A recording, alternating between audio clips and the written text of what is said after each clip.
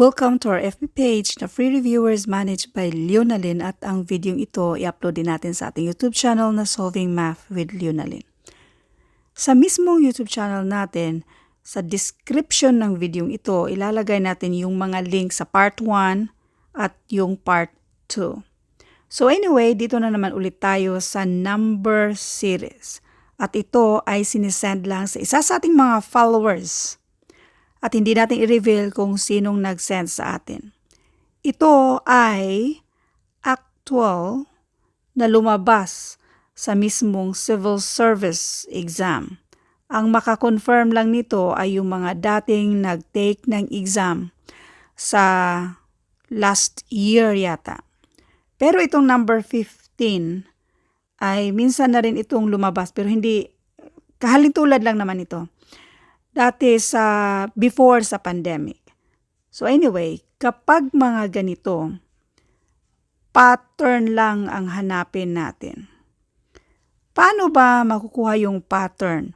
Practice lang ng practice para may idea kayo kung ano kaya ang posibleng mga patterns dito. Number 11. Unang-una, pwede naman natin kunin yung difference. So, ang difference dito ay 4. So, bali mag-minus tayo ng 4 sa 15 para maging 11. Dito naman, ang difference natin ay 1. Pero, nag-increase kasi siya, so mag-plus 1 tayo. Dito, nag-decrease naman siya, so ang difference dito ay 4. Therefore, mag-minus tayo ng 4 sa 12 para maging 8. Increasing naman siya, 1 lang naman ang difference, so nag-add tayo ng 1. Ito naman ay decreasing, nag-minus tayo ng 4. Ito ay nag-add tayo ng 1. Ngayon, meron na tayong obvious na pattern. Minus 4 plus 1, minus 4 plus 1, minus 4 plus 1. Yang alternate na minus 4 na yan yung gamitin natin dito sa next. 6 minus 4 and that will give us 2. So ang sagot dito ay letter C, 2. Isa pang pattern, ang importante lang naman ay dapat perfect yung mismong pattern. 15, 12, 9, 6. Yan yung alternate na minus 3. 11, 8, 5. Alternate na minus 3. So 5 minus 3 and this is equal to 2. So ang sagot natin ay 2. Next, number 5. Pattern ulit. Napapansin nyo na paulit-ulit yung 5 na yan. Ang nasa gitna naman sa mga 5 na yan ay yung 30 half sa 30 ay 15, half sa 20 ay 10. So therefore, ang nandito ay half yung isa. Sa choices, napapansin nyo si letter A, yung 10 ay half. Ang half sa 10 ay 5. Si letter B, ang half sa 15 hindi naman 5, ang half sa 15 hindi 10, ang half sa 20 hindi 5, ang half sa 20 hindi naman 15. So, obvious na letter A ang tamang sagot dito. Pattern. Now, isa pang pattern. Paano naging 30 ang 5 na yan? So, 30 divided by 5, that is 6. So, mag-multiply tayo ng 6 dyan. Ito naman ay divided by 2.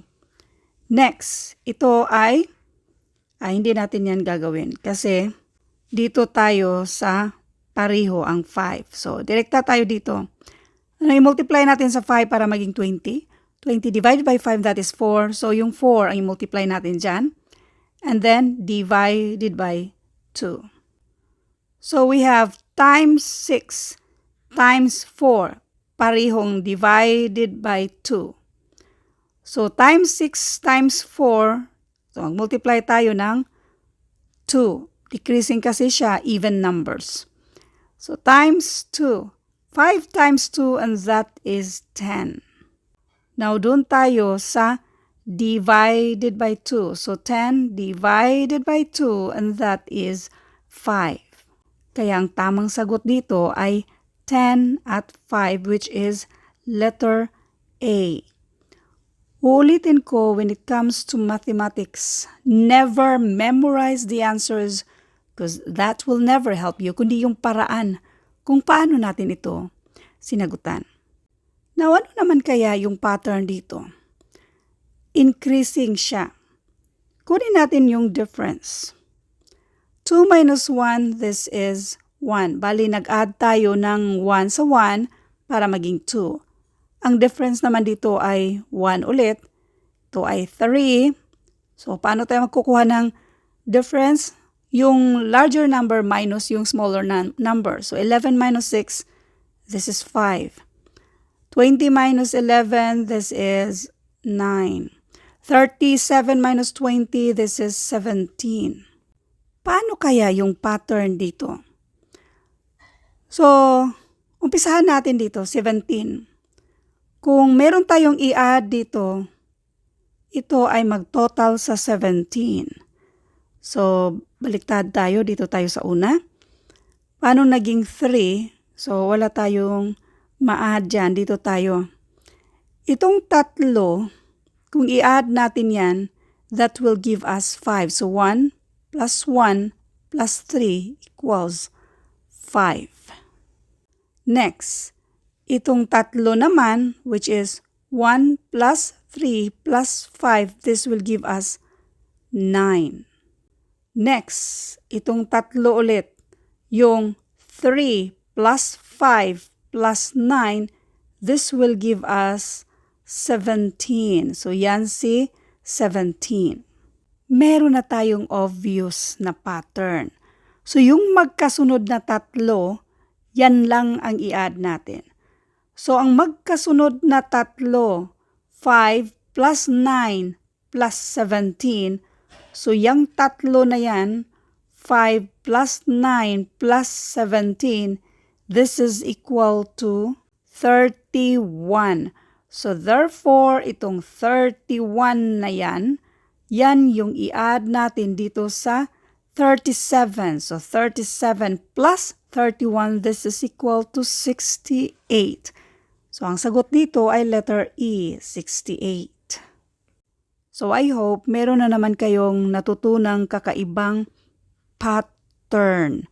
So, kung titingnan mo, pattern naman talaga yan siya. Next, number 14. Iparis-paris mo. Nagbaliktad lang yung mga numbers na yan. Ang tanong na lang kung yung next dyan. So, para malaman natin yung next, dito tayo sa magkatabi. Yan. Kunin na lang natin yung difference. Again, paano kunin yung difference? Larger number minus smaller number. 39 minus 34, and that is 5. 43 minus 38, this is 5. 83 minus 78, and this is 5. So, yung pattern dito ay mag-minus lang tayo ng 5. 87 minus 5, and this will give us 82. Kaya ang sagot dito ay letter D, 82. By the way, wala tayong answer key nito ha, kasi ito yung ang sabi sa nag-send sa atin ay actual na lumabas dati sa civil service exam. So, for sure, wala tayong answer key. Pero ang importante lang naman dito ay hanapin yung mismong pattern. Dapat perfect yung pattern. Now, number 15. Dati na itong lumabas, o hindi ito ay yung actual na mga numbers, pero kahalintulad nito na dating lumabas bago yung pandemic. So, meron tayong 18 divided by 2 times 3. Ang naulit naman ay 2 times 3 nandito. Pero yung nasa unahan, meron tayong 18, 16, ang next ay 14. Ano naman kaya yung next? So, kung decreasing siya even numbers, 18 naging 16, so nag-minus tayo ng 2, and then nag-minus tayo ng 2. So 14 minus 2, that will give us 12. Pero hindi yan yung sagot. Kasi dapat yung sagot ay yung buo. 12 divided by 2 times 3. Pero yung kabuuan na yan ay wala sa choices. So ang gagawin natin ay yung value nito. 12 divided by 2, and that is 6. Hala, si ma'am, bakit ka nag-divide? Diba sa MDAS, ma'am, unahin talaga yung multiplication bago yung division? Now, itong MDAS, yan yung acronym lang sa order of operations na sana hindi makalimutan yung order of operations. Kaso, pagdating naman sa multiplication and division, pati na yung addition at subtraction, nakalimutan na mismo yung order of operations. 4 na steps lang kasi yan.